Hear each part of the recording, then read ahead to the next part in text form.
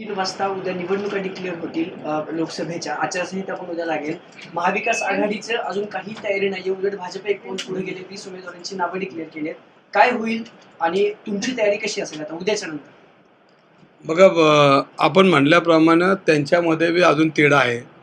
त्यांना ज्या जागा वाटतात त्या जागा त्यांनी जाहीर केल्या. शिंदे गट आहे, अजितदादा गटाचे उमेदवार अजून ठरलेले नाहीत.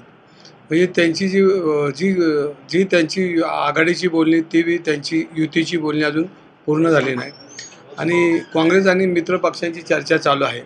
आणि ह्याच्यामध्ये 2 दिवसात तोही निर्णय होईल. आचारसंहिता उद्या लागेल का परवा लागेल अजून मला काही सांगता नाही येणार. पण निवडणूक आयोगाने बैठक घेतली आणि त्या बैठकीत होऊ शकतं. आपल्याला माहिती आहे की निवडणूक आयोगाला एक मिटिंग होती आणि त्या मिटिंगमधनं ते जाहीर करतात. तर उद्या जाहीर होऊ शकतं असं आमचं मत आहे. पण काँग्रेस पक्ष सगळ्यांच्या विचाराला घेऊन, मित्रपक्षांच्या विचारात घेऊन जे उमेदवारी जाहीर थोड्या 2 दिवसात करू शकतात. भाजपची पुण्यातली उमेदवारी जाहीर झाली आहे. त्यांनी प्रचाराला पण सुरुवात केली आहे. पण काँग्रेसचा अजूनही उमेदवार घोषित झालेला नाही. मी म्हणल्याप्रमाणे त्यांचे शिंदे गट, अजितदादा गट यांची पूर्ण युती झालेली नाही. त्यांना ज्या जागा वाटतं त्या जागा त्यांनी जाहीर केल्यात. त्याच पद्धतीने काँग्रेस मित्रपक्षांच्या विचाराने एकाच दिवशी उमेदवारी जाहीर केली असं मला वाटतंय. पण ही पण जागा तुमचीच आहे परंपरागत. मग इथं पण काही वाद सुरू आहेत का महाविकास आघाडीमध्ये? नाही, पक्ष म्हणलं की स्पर्धा असतात आणि स्पर्धा असल्या तर ते सगळ्यांना अधिकार आहेत आणि त्या अधिकारामध्ये सगळे उमेदवारी मागतात.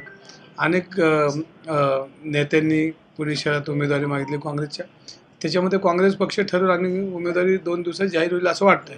वसंत मोरे महाविकास आघाडीच्या सगळ्या नेत्यांची भेट घेत आहेत. आज त्यांनी संजय राऊतांची भेट घेतली आहे. त्यांचं असं म्हणणं आहे की महाविकास आघाडीने मला पुण्याच्या लोकसभेसाठी उमेदवारी घोषित करावी यासाठी त्यांच्या या भेटीगाठी सुरू आहे. कोणाच्या?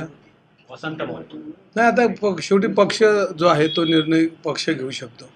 कोणाला पक्षात घ्यायचं, कोणाला उमेदवारी द्यायची हे पक्ष ठरवतो. पक्ष जो निर्णय घेईल तो शेवटी काँग्रेस पक्षाचा उमेदवार आपल्याला निवडून आणायचा आहे.